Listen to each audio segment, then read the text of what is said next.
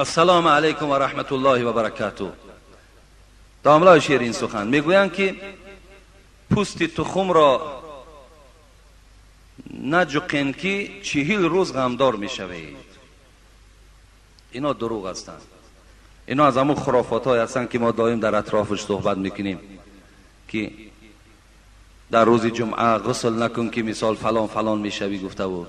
حالا یک جوان تمام فراموش نمیکنم همون جوان بچهای با عقل و خیلی که از مسئله ها خیلی دور هستند.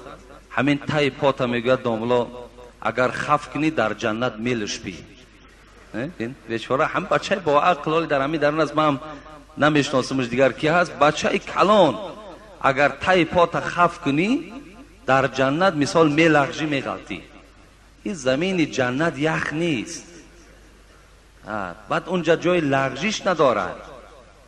و زیر پات اگر که خف نکن یک دو سه ماه پس تای پات نگاه که کدام احوال ده هسته. برای همین این هم یک از جمله گویم همون خرافات ها هستند.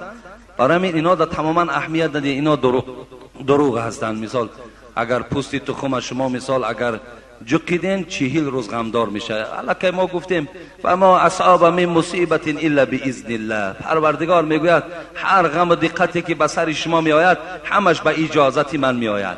نه پچاقی تخم نه دیگر هیچ کار کرده نمیتونه.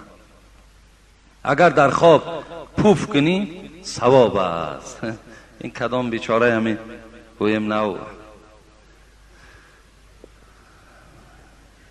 اینا چی معنی ندارن.